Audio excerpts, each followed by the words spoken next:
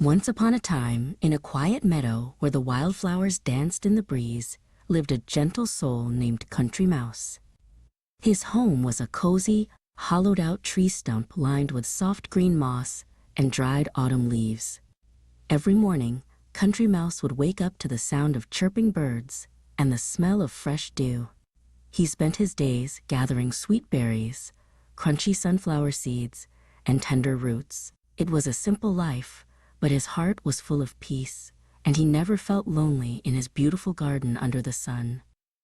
One sunny afternoon, Country Mouse's cousin, City Mouse, came to visit. City Mouse arrived wearing a shiny blue vest and carrying a small walking stick. "Oh, my dear cousin," City Mouse exclaimed, looking around the meadow. "Is this where you live? It is so quiet. And look at this food. Just corn and cold water?" Country Mouse smiled warmly and offered his guest the best roots he had. They sat together on a flat stone, eating their humble meal while the crickets began to sing their evening songs. City Mouse took a small bite of the corn and sighed. "You have a kind heart, Country Mouse, but you are living like a pauper.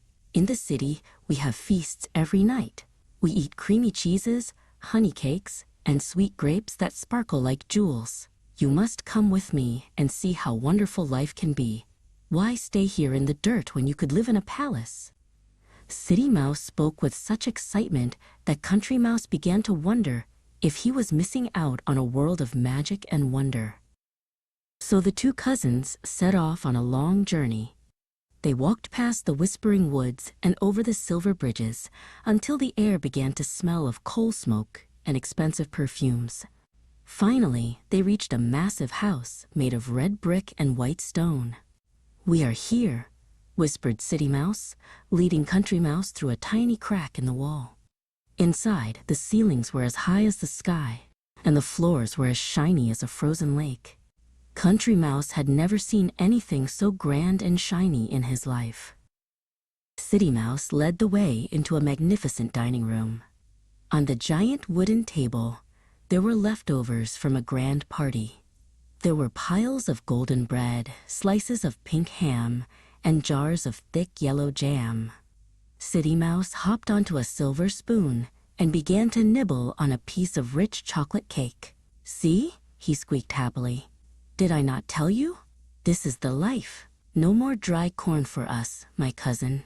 Eat until your belly is round." Country Mouse climbed up to a plate filled with the finest white cheese he had ever smelled. He was just about to take his first delicious bite when the heavy wooden doors of the room swung open with a loud bang. The floor began to shake with the sound of heavy footsteps. "Hide, quickly!" City Mouse hissed, dropping his cake and scurrying toward a dark shadow. Country Mouse's heart hammered against his ribs like a trapped bird as he scrambled after his cousin, his cheese forgotten on the plate. Suddenly, a giant shadow stretched across the floor, and two glowing yellow eyes appeared in the darkness. It was the house cat, a massive creature with fur as black as midnight and claws as sharp as needles. The cat let out a low, rumbling purr that sounded like a thunderstorm. It prowled around the table, sniffing the air, its long tail swishing back and forth. Country Mouse pressed himself against a cold chair leg, trying to become invisible. He had never felt so small or so scared in his entire life. For a long time, the two mice stayed perfectly still in a dusty corner behind a heavy velvet curtain. They didn't dare to breathe or even twitch a whisker. City Mouse whispered, "Don't worry, she will leave soon. This happens all the time."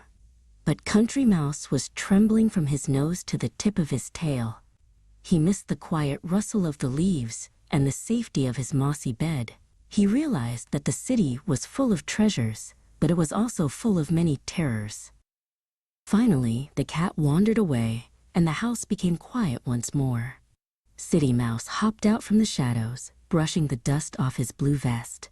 "Come back to the table, cousin. The cheese is still there, and the honey is waiting," he said, trying to sound brave. He looked at Country Mouse, expecting him to be hungry again. But Country Mouse stood up straight and shook his head. He looked at the grand room and the expensive food, but they no longer looked beautiful to him. "Goodbye, cousin," Country Mouse said softly. "You may have your golden cakes and your silken curtains, but they come with a side of fear. I am going back to my humble home in the meadow. I would rather eat dry corn in peace than eat the finest feast in the world while living in terror." With a light heart, Country Mouse ran out of the big house and didn't stop until he felt the soft grass beneath his feet. He realized that true happiness isn't found in riches, but in feeling safe and at home.